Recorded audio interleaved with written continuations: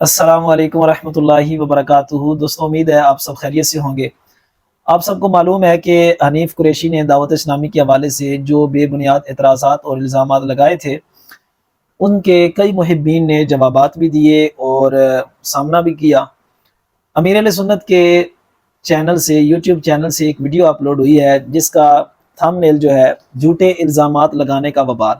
بہت سارے لوگوں نے اس ویڈیو کو ڈاؤن لوڈ کیا اور اپنے اپنے پیجز پر لگایا اور یہ کہا کہ امیر علیہ سنت نے حنیف قریشی کو جواب دیا ہے۔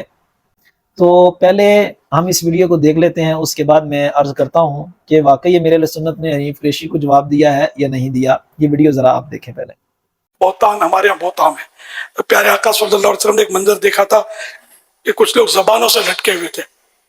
ان کا بھی یہی بتایا گیا کہ یہ لوگوں پر بلا وجہ الزام گناہ لگاتے تھے۔ زبان سے لٹکنا، ہاتھوں سے بھی ہم نہیں لٹک سکتے، اتنی طاقت تھی۔ اللہ پاک بے حساب بخش دے۔ تو یہ بہتان معاشرے میں عام ہے اور لوگ اسی لیتے ہیں، ان کو پتہ ہی نہیں ہوتا کہ ہم کسی پر بہتان لگا رہے ہیں، تہمت لگا رہے ہیں۔ بات بات پہ بولتے ہیں کہ جھوٹ بولتا ہے، اس کی نیت خراب ہے، اس کی فلاں ہے، اسی نے لیا ہے۔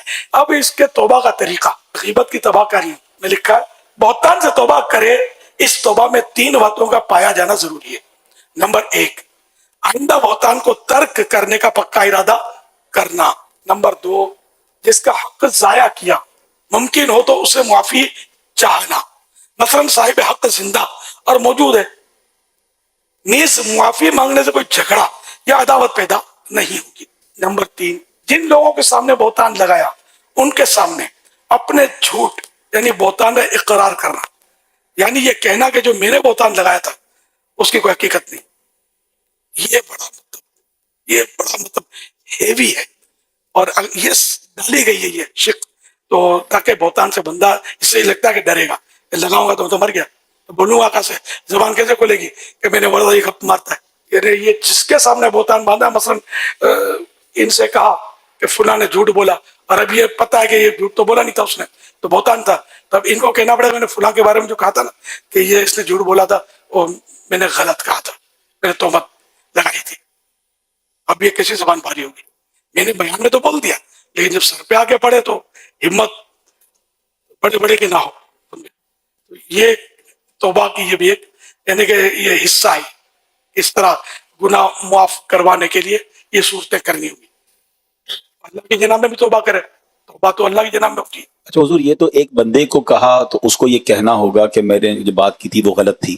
کسی پر بہتان ہی سوشل میڈیا پہ لگایا ہے، سوشل میڈیا پہ کیا یا گروپوں میں واٹس ایپ پہ چلا دیا، تو ہمیں تو یہ بھی نہیں پتا کہ یہ بات کہاں تک پہنچی ہے، تو اس کا کیا ازالہ ہوگا؟ سوشل میڈیا پر اس کو کہنا پڑے گا نا، سوشل میڈیا پر پیغام جاری کر دے گا فلاں کے بارے میں جو کہا تھا وہ بات درست نہیں تھی اور میں نے بہتان لگا دیا تھا، اور آپ سب گواہ رہی ہے کہ میں توبہ کرتا ہوں اور معافی مانگتا ہوں، جن کو تکلیف ہوئی میری طرف سے ان سے بھی معافی مانگتا ہوں۔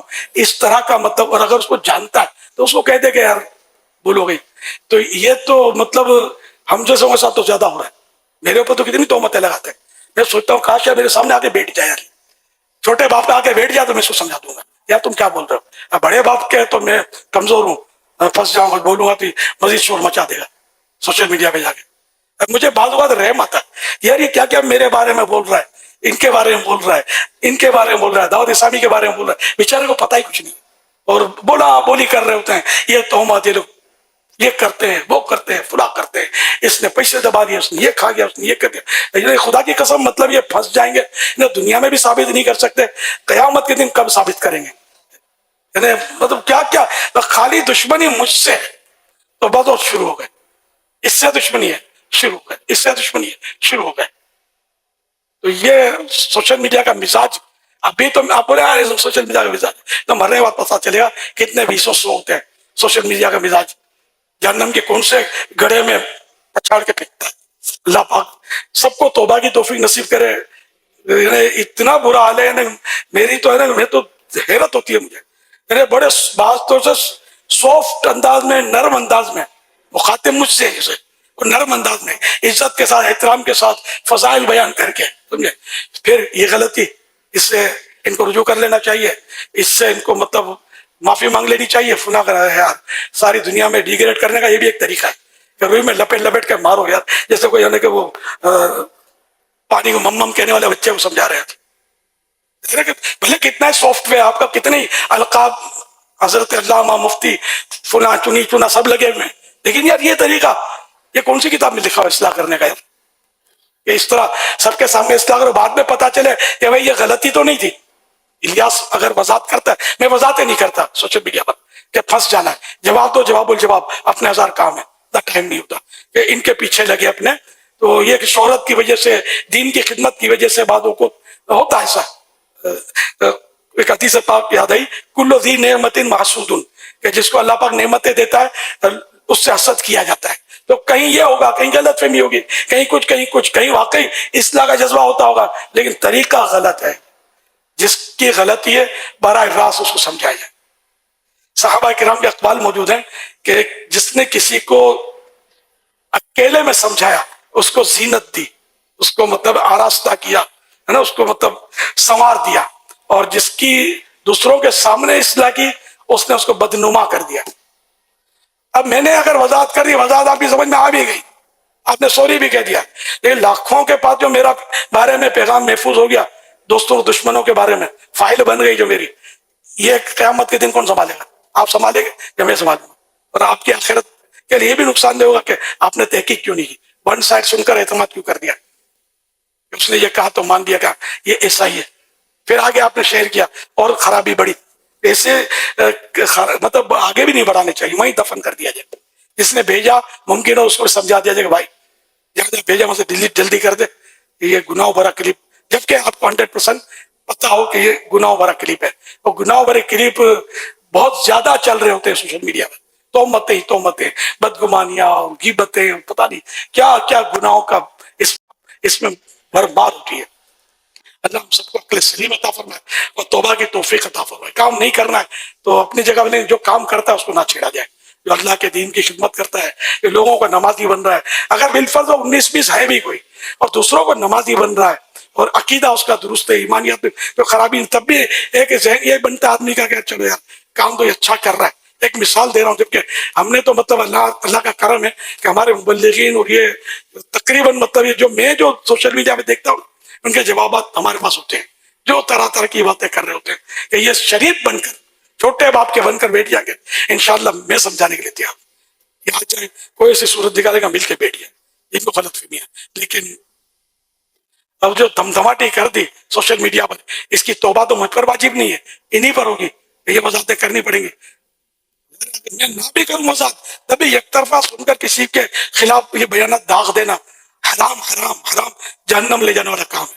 وہ قرآن کریم کی وہ آیت مبارکہ ہے، وہ اشاعت فاحشہ والی، ان الذين يحبون ان تشيع الفاحشة في الذين آمنوا لهم عذاب أليم في الدنيا والآخرة والله يعلم وانتم لا تعلمون. وہ لوگ کہ جو اس بات کو پسند کرتے ہیں کہ لوگوں میں فاحشہ پھیلائیں، اشاعت فاحشہ، برا چرچا کریں، ان کے لیے دنیا اور آخرت میں شدید دردناک عذاب ہے. اللہ پاک جانتا ہے اور تم نہیں جانتے.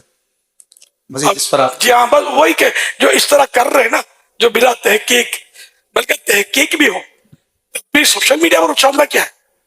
اور واجب ہے کیا کہ سوشل میڈیا پر سب کو مطلب ہے کہ اس کو ڈیگریڈ کریں؟ اگر سمجھانا آپ کو لگتا ہے کہ مان جائے گا تو اس کو سمجھا دیں، ورنہ اس کو سمجھانا بھی واجب نہیں ہے. آپ مانجے گا تو سنجیتی ہے، آپ نہیں کر رہے ہیں. ایک انگلی اٹھاتے ہو، اس کو دیکھ، تو 3 انگلی آپ کو کہہ رہی ہیں اپنے کو دیکھ، تو کیسا ہے؟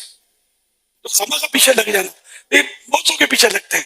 اللہ پاک سب کو عقل سلیم عطا فرمائے، آخرت کی فکر عطا فرمائے، اور گناہوں سے بچنے کا ذہن نصیب کرے. بات پر بات نکلی تو میں نے بات کر دی، ورنہ ہم لوگ اس طرح کسی اپنے حساب سے ہم لوگ کمی بولتے ہیں، لوگ بولتے ہیں، کیونکہ یہ بھی ایک کوالٹی ہے، کچھ بولیں گے نا تو ایسے لوگوں کو جن کو مطلب خوف آخرت، خوف خدا نہیں ہوتا، لوگ خوش ہوتے ہیں یار اپنے نوٹس دیا گیا تو مجھے سمجھا رہا تھا. وہ سمجھے گا کہ یہ میرے اوپر یہ بول رہا ہے، کوئی بولے گا میرے اوپر بول رہا ہے، تو یہ اپنے دل منائیں گے اور خوشیاں منائیں گے کہ یار اپنے ٹارگیٹ صحیح ہے. ٹارگیٹ ایسا صحیح ہے کہ مرنے کے بعد پتہ چلے گا اگر توبہ نہیں کی نا کہ ٹارگیٹ کیسا صحیح کیا. یہ ایک مشغلہ بنا.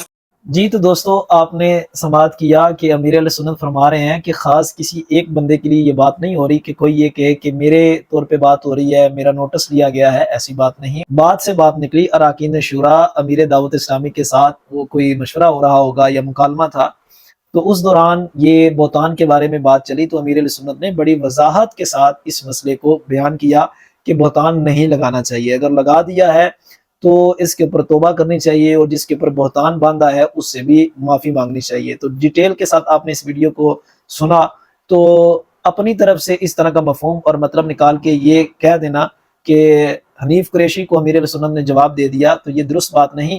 آپ نے اوورآل پوری دنیا کو یہ پیغام دیا ہے، اس میں حنیف قریشی بھی ہے، حنیف قریشی کے علاوہ لوگ بھی ہیں۔ اللہ پاک ہم سب کو عقل سلیم عطا فرمائے۔ ویڈیو کو لائک، شیئر اور پیج کو فالو کر